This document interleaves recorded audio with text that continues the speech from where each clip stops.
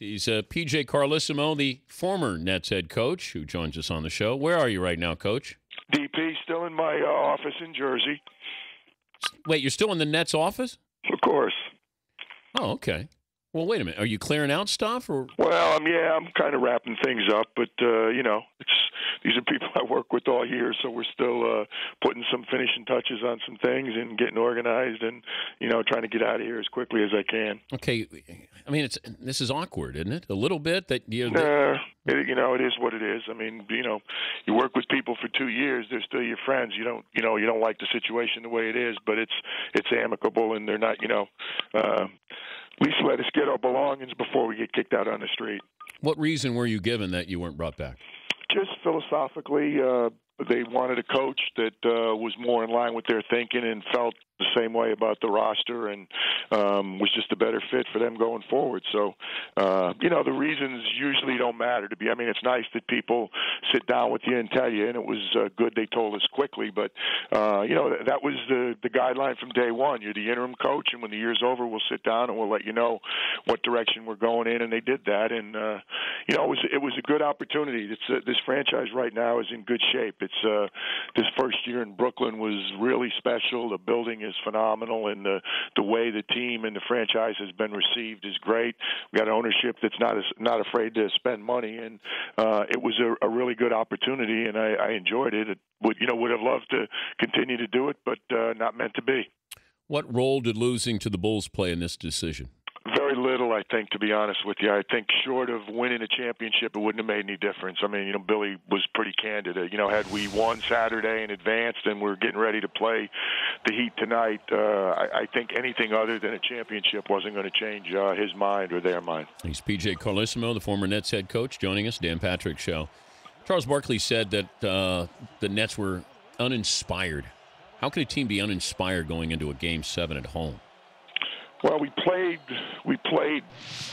with that, appeared that way in the first half. Obviously, we turned it around the third quarter, and we really got after it and played and put ourselves, back in position where we were, a shot or two away from it really having it. I mean, even 40 seconds to go, we had an open three that would have cut it to two. So we were still there. We dug out of a big, big hole, which was encouraging. But to not match the physicality and aggressiveness in the first half was disappointing. I think you got to give credit to the Bulls more so than criticism of us, but I think perhaps looking back, we may have relaxed subconsciously a little bit after winning, coming from behind and winning, digging out of a 3-1 hole, winning Game 5 and Game 6. I don't know, maybe we just thought, hey, we're coming home now, we're okay, and we talked about it. The players realized that. I don't think it was, I just think it was you still got to go out and you got to play the game. We had won 2 in a row. They were banged up. They were missing some guys, but in a strange way, some of the matchups got more difficult for us. Luol Deng is one of their best players, one of the best threes in the whole league, but we match up better with Luol when he's at 3 than when they played both of the guards. We didn't guard Marco Bellinelli very well at all, and we didn't guard Nate Robinson as well as we might have guarded Kirk Heinrich. So, but that's smart adjustments they made, and Joakim Noah just stepped up. Game 7s are really an opportunity for people to, cement or enhance your reputation, and he had just not a good game. He had an unbelievable game, and he's playing dinged up like Joe Johnson was for us, so he's playing hurt, and they went away from their minute restriction wisely in the Game 7, and Joakim gave them great minutes, and I thought was the dominant player in the game. So, I think it's hard to paint a brush. I love Charles, but it's hard to indict the whole team or say we weren't ready. I think we didn't match Joakim's aggressiveness in the first half, and we defended very poorly in the first half. But we responded and came back and played. Our crowd was great. It was the best atmosphere literally in the building all year, and we came back and we put ourselves in position, but we couldn't make the shots that we needed to do to dig out of the hole. Did you expect Derrick Rose to play in this series? I kind of did. I just thought there was a chance, especially when Kirk went down. I said, here, this. I didn't know which way it would go, but I just thought it was important for us to always be ready for that with the players. When we put the roster on the board every day and when we handed out the player personnel reports and stuff, we just always included Derrick because we didn't want, a Superman situation where all of a sudden he showed up. I knew he was practicing, so I knew it wasn't that far a reach. If Derek felt he could play, I thought Tibbs would be more than willing to play him. I mean, he's been practicing with them 5-on-5, so I was a little concerned. And we saw him working out before all the games. I talked to Derek. I told him I hope he comes back, but next year, not against us. But I was always I just felt it was important for us to not be shocked if he did play. So we kind of always said, you never know. They may activate Rose. We'll see it. I didn't expect it in 7. I thought it might happen when we went to Chicago for games 3 and 4, and definitely when we went back for game 6. That's when I thought it might happen.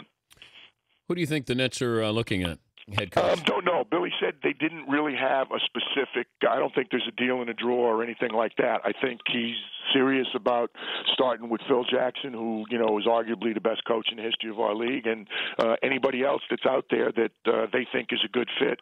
I think they're going to try and get what everybody does every time. But I think this is a little different. It's New York. It's a franchise that does have some very good players right now. It's an owner that's got a lot of money and is willing to spend it. So I think that I think it will be attractive to some people more so than some of the other jobs that are open right now. There's only 30 jobs in our league, D, and this to me right now is one of the better ones. So I think that there'll be some really strong candidates, and I don't think there's going to be a limit in terms of can we afford him or anything like that. What do we need to do to get this guy in here? I think they'll get the best person they can possibly find. I can't see Phil coaching again. My gut tells me no. I saw Phil when we were out in Phoenix this year, but I didn't ask him specifically. Obviously, he's always been linked to this job, and he's an old friend from 100 years ago. But it seems that's not on his wish list anymore. I mean, if what I'm reading and hearing all the time that he wants a Pat Riley type situation, a team where he can do that. That obviously would not be the case in Brooklyn. But you never know. I also heard when he was looking at L.A., he wanted to do it, but didn't want to coach all the road games, A, B, C, D, whether the Nets would entertain some kind of situation like that where he mentors somebody else and then, doesn't coach 82 games. I don't know. Obviously no clue. I'm not a part of their council going forward, but I'm not sure what's in Phil's mind right now, but I think Billy will, in terms of due diligence and getting the best people I think he's going to reach out and talk to Phil and get no if knows the answer about coaching.